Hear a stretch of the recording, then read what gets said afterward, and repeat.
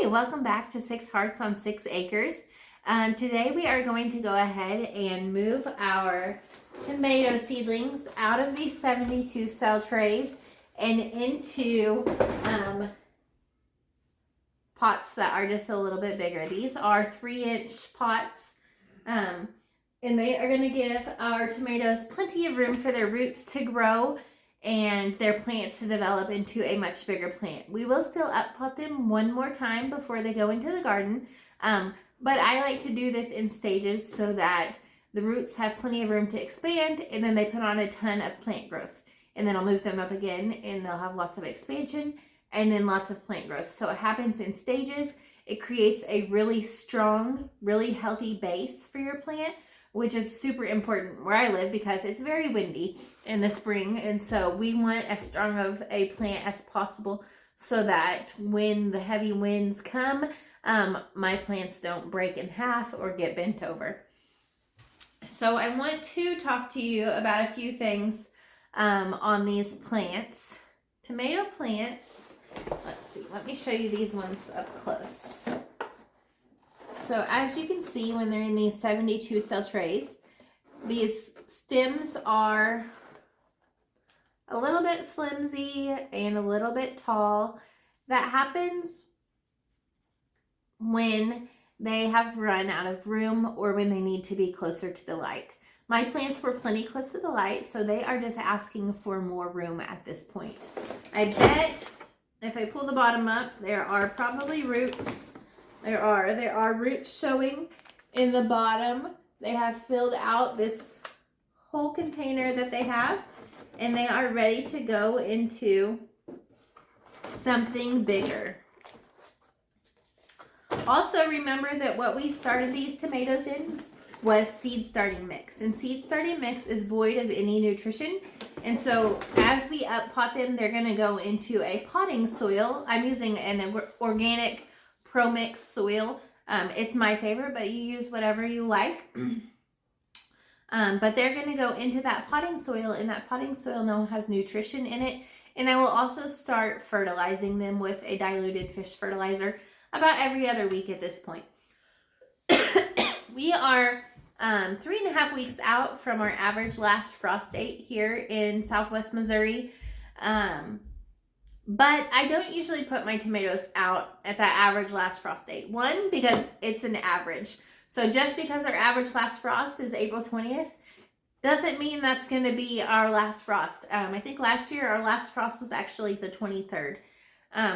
But tomatoes, although they definitely don't want to be out for a frost, they also don't want to be out for nights that are colder than 50. So I typically put my tomatoes into the garden around the first week of May. I feel safe doing that. I've heard a lot of people say around Mother's Day. I don't know when Mother's Day is this year. But the first week of May, I'm going to look at the forecast and make sure that it looks pretty warm. I want warm soil. I don't want cold nights. And then at that point, I'll feel comfortable moving my seedlings into the garden. And by that time, I should have a pretty decent sized, really strong, healthy, vigorous plant that is ready to withstand the weather. You also can't forget the hardening off stage, which takes at least a week. And so, sorry, I have a dry throat today. We have to plan for that as well.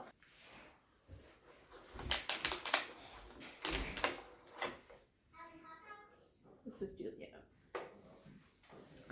I want to show you tomato plants are really unique in that they have a hairy stem. I don't know if you see it better against my shirt. See all those tiny little hairs on their stem? Those are where they can grow roots from. So when I plant these tomato plants, I'm going to go all the way up and plant them as deep as I can. So they're going to go into the soil all the way to this level. And then that entire stem that is now going to be underneath the dirt is going to grow roots and create a stronger system for this plant. There are a few different types of leaves that you will see on a tomato plant. So this is my Juliet. Oh, I'm making a mess. This is my Juliet tomato. There's 2 of them in this soil. But so all plants, you will see these cotyledon. These are the first leaves that plants get when they pop up. But then these leaves are their true leaves. And you see this one, and this is just a typical tomato leaf. But then I also want to show you some tomato leaves look like this, and this is called a potato leaf plant. Both are tomatoes, but have very different looks to the leaf, so that's kind of interesting. When I planted these tomatoes, I put 2 seeds in each cell, and then what I like to do, my dirt is a little bit dry, so it's kind of making a mess, but I like to then separate these carefully so each plant has a good root system. And then I was able to grow 2 plants in just 1 cell. The reason I do that is because 1, I like to start my tomato plants on a heat mat, and I have limited space when I do that. And 2 is because I can start more seeds in a smaller area, which requires less light and less soil, so it's less expensive. But these are now ready to be moved to their second home. So I have these 3-inch cups already filled with my ProMix soil. I'm going to just, Olivia already made some holes in there for me, but I'm going to make a hole see if I can show you without dumping it everywhere. I'm going to make a hole all the way to the bottom of that container, and I'm going to put my plant in there and push it all the way down, because remember, I want that buried very deeply. Then I'll just firm up the soil around it, and that's exactly how I want it to look. So we went from a pretty tall, lanky plant to one that only has the leaves showing through the top. That's going to help us to grow a really healthy tomato plant that's going to grow tons of produce for us. Really? I am working really hard on my organization this year. It's something I typically fail at. So we will be labeling every single plant. And so here is the second part of that cell. And again, we're just going to drop that in there deep and firm up the soil. That tomato plant is now in there with just barely the top showing so that it can grow a really healthy root system and a strong base.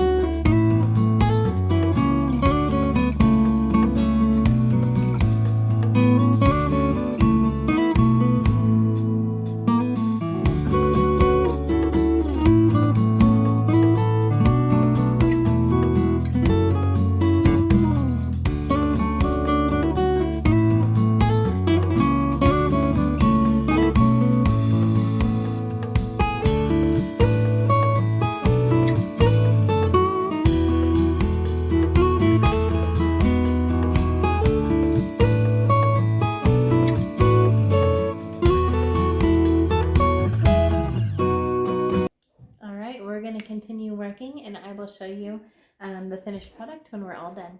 I wasn't able to finish tonight because I ran out of my ProMix potting soil, but I'm going to make a trip to Walmart tomorrow to pick some more of that up so I can get these finished soon, because they are ready to be moved into their bigger pots. I got a lot done tonight. I'm really happy with the progress that I made. It took me quite a while, and I still have a ways to go till I am finished, but here's what we got done tonight. Lots of little tomato babies potted up into their bigger homes, and I'm going to move these to my seed starting station in the basement. These are what I have left to do. I have this little tray and this tray, so still quite a few left. Really, I'm only barely over halfway done. Well, it's been about 3 days since I transplanted that first half of my tomato seedlings. I went today and purchased more of my ProMix soil so I can get the second half done. I'm not going to show you that because it's going to be the exact same thing as the first. But what I am going to do is give you a seedling tour. And I'm going to start with the tomatoes because I want to show you what a vast difference potting your seedlings makes and helps you to grow stronger, bigger, healthier plants. So these are seedlings that still need to be potted. You can see that their stalks are still kind of spindly.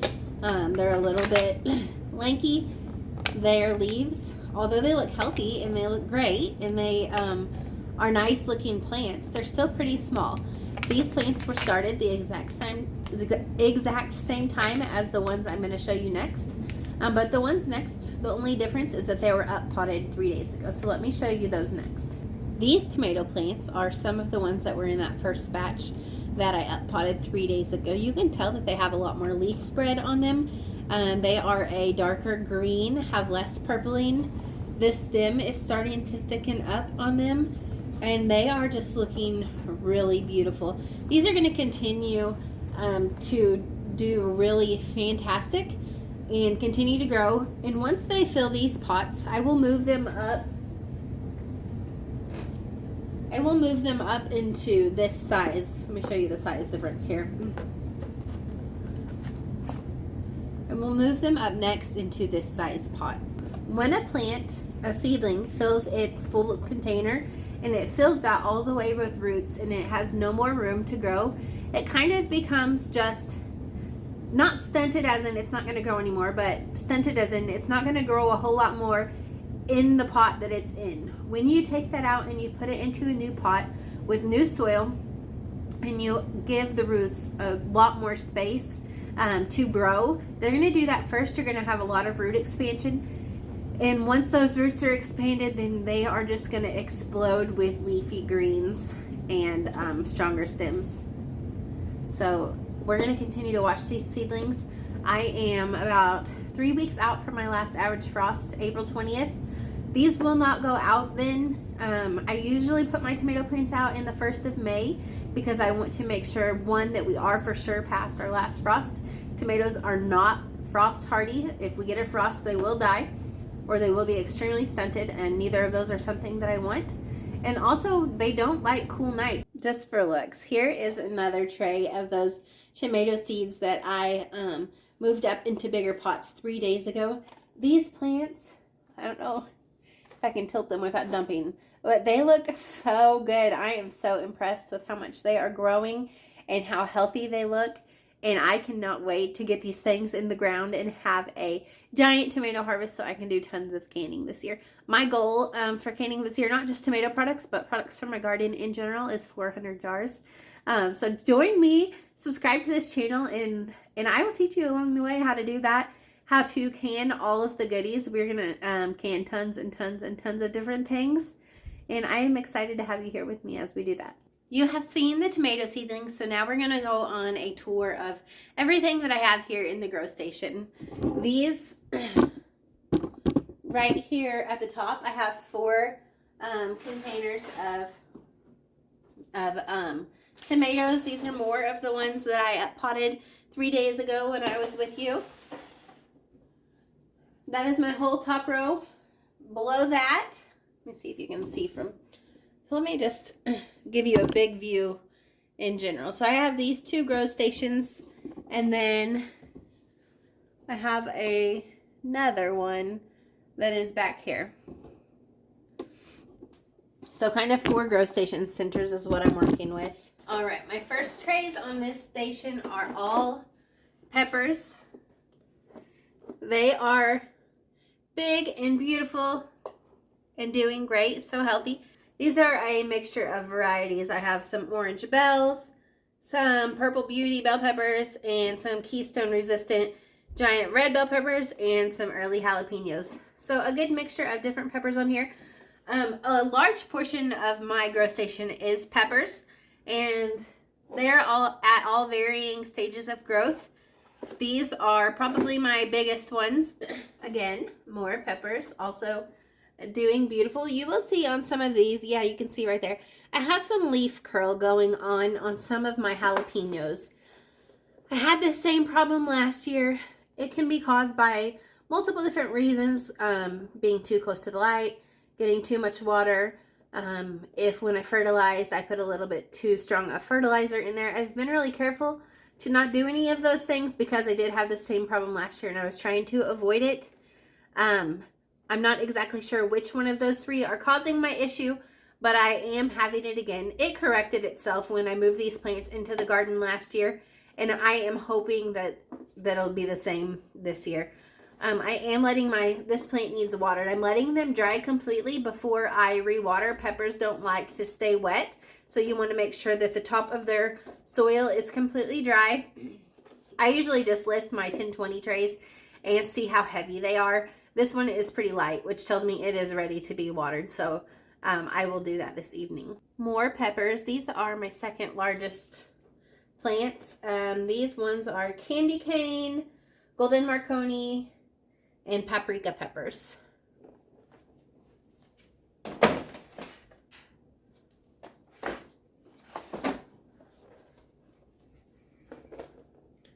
Sweet banana, shishitos, Pippin's golden honey, and red corno de toros.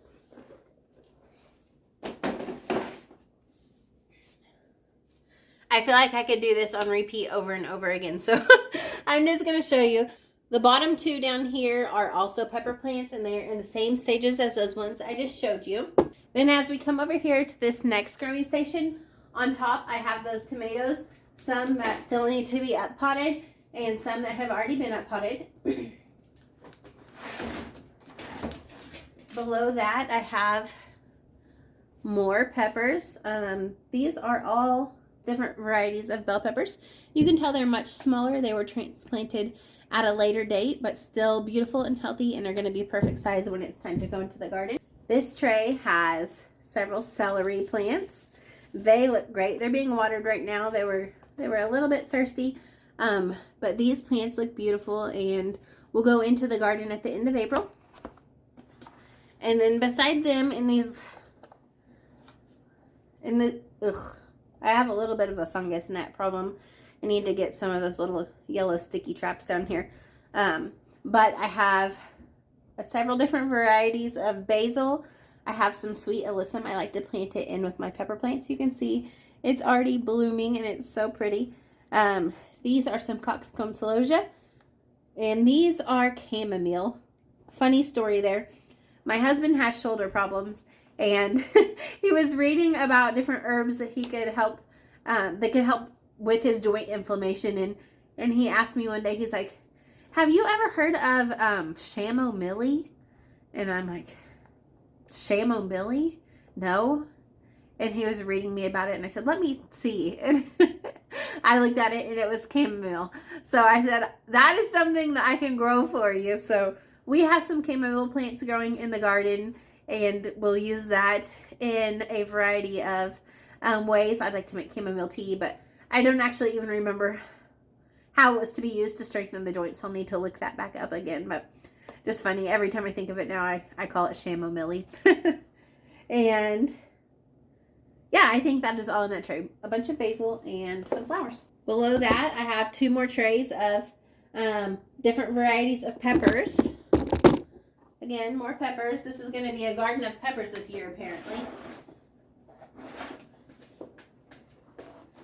And then a tray of a few different varieties of flowers. I have calendula, and I think I have calendula and apricot asters. These calendula are getting ready to start blooming already. Let me show you. Look how close that is to blooming. It's going to be so pretty. They are starting to get root bound, which means I need to get them moved into a bigger pot, because there's still a little bit of time before they can go into the garden. This one actually doesn't look terrible. It's got a pretty great root system on it, but you can see at the bottom it's not wrapped in white, so it is not root bound yet. But this one is starting to get pretty root bound, more than I would like to see. So I'm going to probably up pot these just to make sure that you can see I have some like yellowing of the leaves on the bottom. My plants are still healthy, but they just need some more soil and some more nutrition. So I'm going to put them into bigger pots this week so that they can grow big and healthy and strong before I'm getting dirt all over me, before they can get moved into the garden. April 20th is coming up so soon. Obviously, it's not going to be exactly April 20th. At April 20th, what I usually do is look at the 10-day forecast, and if I don't see anything that is super close to a freeze, then at that point I feel pretty comfortable moving them in, knowing we may have another freeze coming still at this point, and I would have to cover. So I choose sparingly what I'm going to put out at that point. But come May, I feel pretty comfortable to put my plants into the ground as long as I look at the 10-day forecast. Also, I want to show you how you know when it's time to water your plants. So I use bottom watering trays, which means the top of my plants, for the most part, stay pretty dry. Now, I can push my finger down into the soil and feel that it's dry, but I can also look at my plant and I can see that it is droopy. My plant leaves are soft. They're not stiff. And that tells me this plant needs a drink of water. When it has a drink of water, like this one is not dried out. See the difference there? It's going to stand up big and tall. And you can just tell those leaves have more of, I don't even know what to call it. They're just more structured and thicker feeling than these limp leaves. So this plant needs a drink of water. I will get all of these plants watered tonight. Okay, and then moving to my back row growing area. I again have more varieties of peppers. Peppers are going to be a huge part of the garden this year. I have mostly sweet peppers. I have a few that are on the spicy side, but nothing super hot. I did that last year. I had a whole bed of super hots, and I canned a really large portion of hot sauce. I did habanero peach and lemon ghost and just some really spicy salsas. My husband is the only one in the family that eats those though, so I don't need to do that again this year because I have plenty to last me.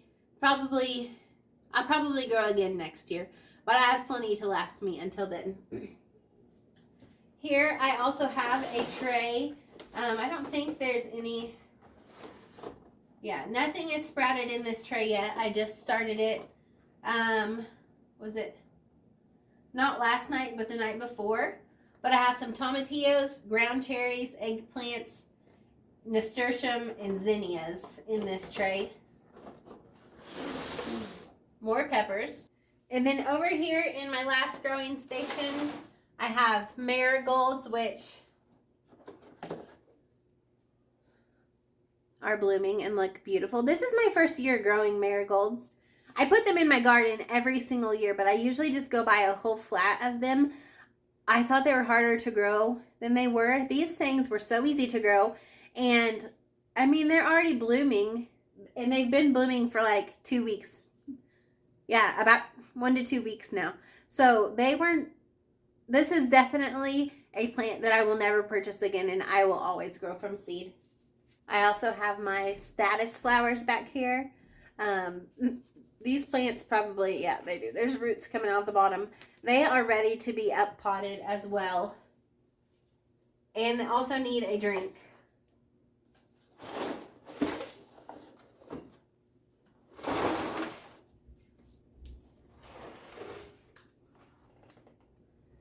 And lastly is my sweet potato slips. Lastly are my sweet potatoes. Remember that we started these together. We just put these organic sweet potatoes into this container with some dirt, and we have kept that dirt. I have a few fungus gnats. They're driving me crazy. But I have kept that dirt moist this whole time. And then these sweet potatoes start sending off slips. Look how tall this one is. It's over a foot tall. They are so pretty. I have slips on both. This potato is an orange, like just a regular sweet potato.